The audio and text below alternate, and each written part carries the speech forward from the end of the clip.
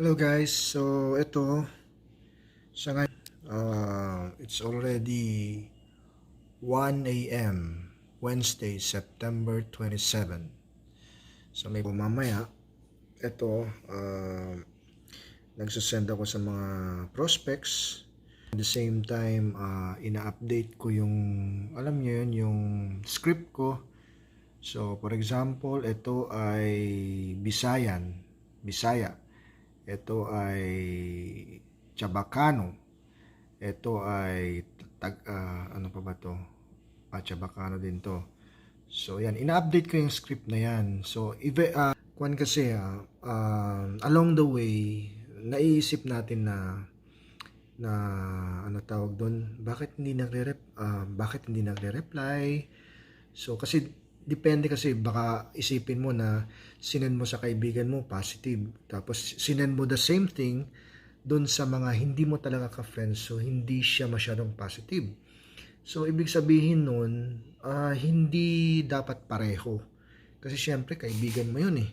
So iba naman yung approach sa iba naman yung script, kumbaga sa sa hindi mo kaibigan, lalo na kung hindi mo kakilala or in-add mo lang as friend, which is ginagawa ko, ina-add ko ng friend. Pagka may nakita kong mataas yung mutual friends, ina-add ko yan. So kadalasan kasi ina-accept lang nila eh. So ito, update ko yung script, so depende yan. So for example, ito, in-update ko to. So meron po akong negosyong napasukan dito sa US, and it is a US company. Maka-earn po pong tao as much as 2,000 per month, though not instantly, kahit hindi magbebenta or mag-recruit. Ang kapital ay etc. So yan yung script ko. So yan, sinasend ko yan. Pakita ko sa inyo na sinend ko. Saan na ba yan? Ang pinaka-latest, ito nga, hindi ko kilala pala niya. Kilala ko pala, ewan ko kung kilala niya ako. Hindi ko kilala to eh. So ito, tinext ko. Akala ko Bisaya kasi taga somewhere in Visayan area siya. So kung titingnan nyo, ayun, hello Hana. So ito yung script. Dinagdagan ko lang tong hello Hana and then Dante ni. So ito yung script ko talaga simula sa naa. Diba? So inad ko lang yan. Personalized. So kailangan talaga i-mention natin yung name ng tao. And then, yun. So inad ko lang yan. So na ako business, nagisulod, etc. Yan.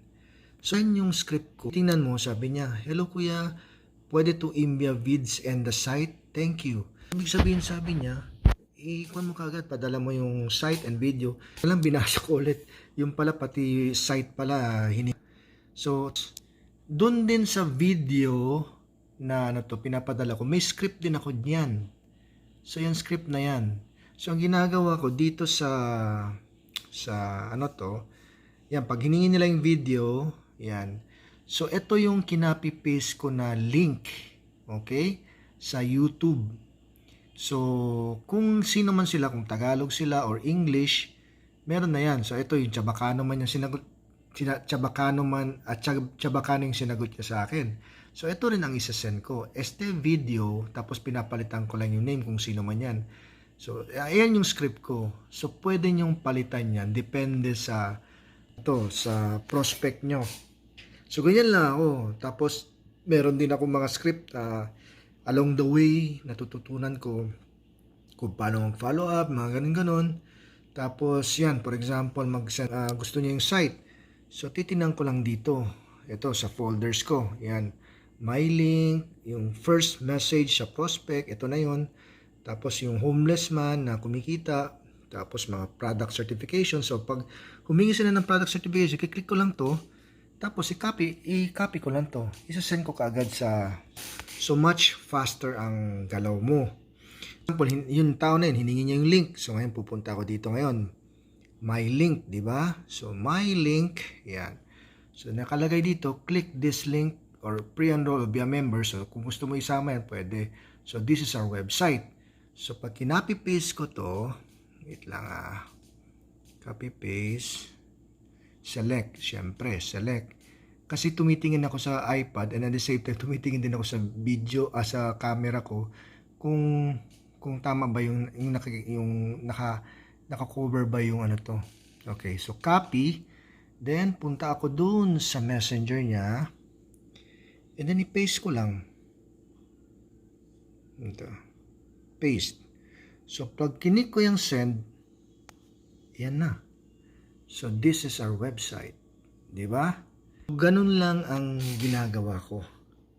So pwede nyong gayahin yan and then yun, add ng friend lang, etc. etc. So susunod na video and kataon lang tayo sa Live Good. Okay? See you. Bye-bye.